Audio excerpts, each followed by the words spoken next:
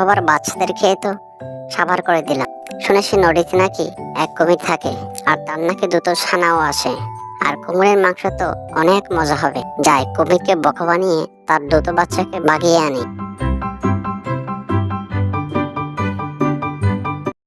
আমি তোমার কাছে একটা দরকারে আসলাম, বলতে খুব লজ্জা লাগছে, কিন্তু কিভাবে যে বলি। এই তো শিয়াল ভাইয়া, আমি সানাদের নিয়ে খুব ভালোই আছি। তো কি বলতে চাও বলো, বলে ফেলো না, না বললে বুঝবো কিভাবে? আসলে কুমির ভাই, আমার বউ মানে তোমার শিয়ালিনী ভাবি আবদার করেছে ও নাকি কুমিরের ছানা আদর করবে। আমি বলেছি কয়েকদিন অপেক্ষা করো, কদিন পরে তো আমাদের ওই ছানাপোনা হবে, এরপর তুমি যত খুশি তত আদর করো। কিন্তু এখন ও জিদ ধরেছে, কুমিরের ছানা আদর করবেই করবে। তোমার বউয়ের আবদার তো বেশ আজব। আমার বউ যেহেতু আবদার করেছে, তাহলে আমার একটি ছানা নিয়ে যাও। আদর করা শেষ হলে আবার দিয়ে যেও। তুমি আমাকে বাঁচালে কুমির ভাই। আমার বউয়ের আদর করা শেষ হলে আমি তোমার ছানাকে দিয়ে যাব।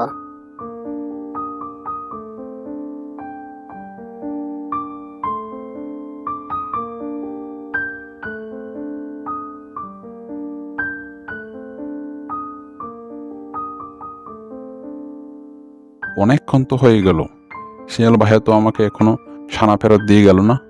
এখন যে কি করি? হাই হাই কুমির ভাইয়া, এই তুমি কি করলে? তুমি বাবা হয়ে এই পাজে শিয়ালের হাতে তোমার ছানাকে তুলে দিলে। কেন বানর ভাই, তুমি এরকম বলছো কেন? আমি আসার সময় ওই পাজে শিয়ালকে তোমার ছানাকে খেয়ে ফেলতে দেখলাম। হাই হাই, এ আমি কি করলাম? আমি বাবা হয়ে আমি আমার সানাকে ওই পাজে শিয়ালের হাতে তুলে দিলাম। না কুমির ভাইয়া, ও আমার ছানাকেও খেয়ে ফেলেছে। শোনো কুমির ভাই, ও আবার আসবে তোমার এই বাচ্চাকে নিয়ে যাওয়ার জন্য। তখন তুমি বুদ্ধি করে ওই পাজি শিয়ালকে পানিতে নামাবে, আর তুমি ওই পাজি শিয়ালকে কাবু করতে পারবে।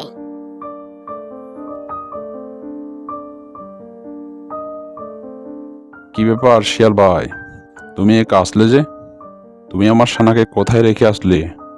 আর বলো না কুমির ভাইয়া, তোমার ছানাকে তো আনতে চেয়েছিলাম, তো ঘিন্নি যেই জানতে পেরেছে তখন থেকে বায়না ধরেছে তোমার দুই ছানাকেই একসাথে আদর করবে।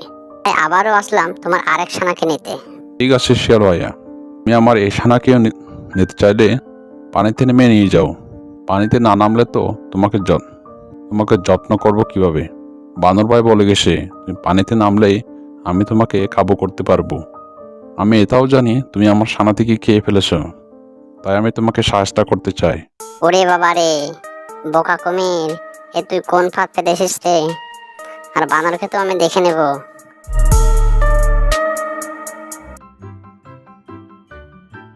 কাথুরিয়া মনে আশা নিয়ে বাড়ি ফিরে গেল। এদিকে শিয়াল পণ্ডিত বাঘ মামার কাছে যেয়ে বলে, বাঘমামা, শুনেছ কি ঘটেছে? নতুন আবার কি ঘটেছে বাগনে? মামা, শুনলাম এক কাথুরিয়ার নাকি একটা খুব সুন্দর মেয়ে আসে। মেয়ে নাকি বিয়ে দেবে, কিন্তু বিয়ের জন্য কাউকে খুঁজে পাচ্ছে না। তুমি বিয়ে করে ফেলো না মামা। মেয়েটা নাকি সেই রকম রূপবতী, পুরো রাজ্যে মেয়ের রূপের গুণগান হচ্ছে। বলিস কি রে, কত বীর আসে এরকম রূপবতী মেয়েকে বিয়ে করার জন্য। আজব আবদার মামা, আজব আবদারের কথা শুনে বেরিরা সব পালিয়ে গেছে। কি এমন আজব আবদার রে হতচ্ছাড়া? বাঘের দুধ মামা, বাঘের দুধ। তাই তো বলি, তাহলে বিয়েটা একেবারে করে ফেলি, কি বলিস বাগনে?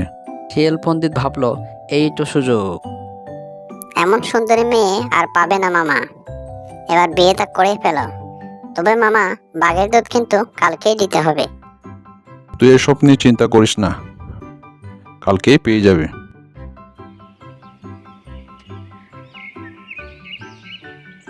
পরের দিন শিয়াল বাঘ মামার কাছে গিয়ে দেখে বাঘ মামা ঠিক ওই বাঘের দুধ জোগাড় করে রেখেছে।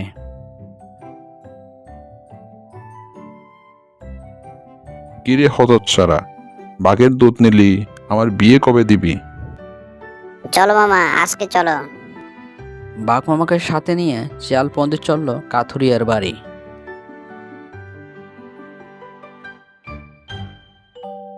কাথুরিয়ার বাড়ির আঙ্গিনার কাছে গিয়ে শিয়াল পণ্ডিত দেখে কাথুরিয়ার ছেলে খেলা করছে, আর কাথুরিয়া হাতে ক্ষুধার নিয়ে রাগে পুষছে আর বলছে, এ কি হয়ে গেল আমার? হতচ্ছাড়া বাঘের দুধ খেয়ে আমার সুন্দরী মেয়েটা ছেলে হয়ে গেল। হতচ্ছাড়া বাঘটা আসুক একবার। আজকে বাঘের একদিন কি আমার একদিন। বাঘ মামা তো এ কাণ্ড দেখে শিয়ালকে নিয়ে এক ছুটে বনে চলে গেল। বাঘ মামা হাঁপাতে হাঁপাতে বলে, কি হয়ে গেল রে ভাগ্নে? কাতরিয়া তো আমাকেই মারার জন্য খুঁজছে।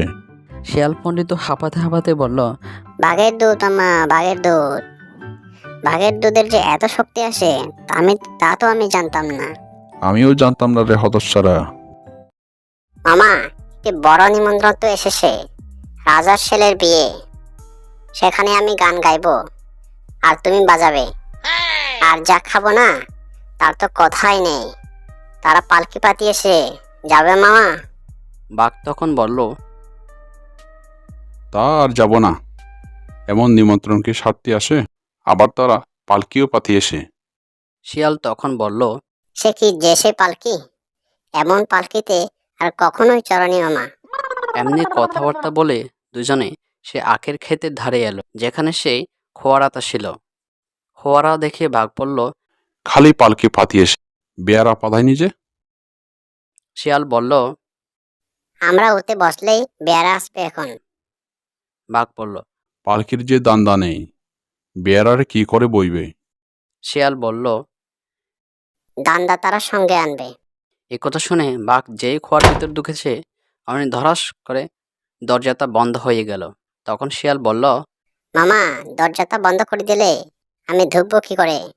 তোমার ঢুকি কাজ নেই, এবারের নিমন্ত্রণটা আমিই খাই কি। বেশ কথা মামা, খুব ভালো করে পেট ভরে নিমন্ত্রণ খেও, কম খেও না যেন। এই বলে শিয়াল হাসতে হাসতে তার দেশে চলে গেল।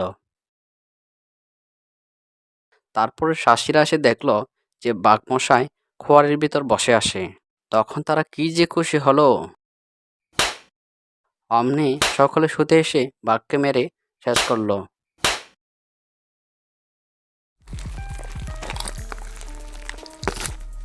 এবার আমার গাছে যা আম ধরেছে না, এবার সব আম বিক্রি করে লাখপতি হয়ে যাব।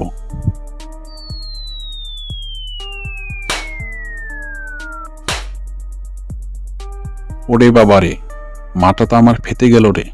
কি লাগলো, কিন্তু আম না পড়ে আমের আতি পড়লো কেন? এই এই, কে রে? এই রে মামা, তোমার চোখে কি নেবা হয়েছে নাকি? আমাকে চিনতে পারছো না? আমি মিসকে গো মামা, মিসকে। ওরে বেটা, আমার গাছের আম চুরি করে কি বুক 56 ইঞ্চি হয়ে গেল নাকি? বুক ফুলিয়ে নিজের পরিচয় দিচ্ছিস? বেটা, আমার গাছের আম চুরি করা দেখাচ্ছি মজা।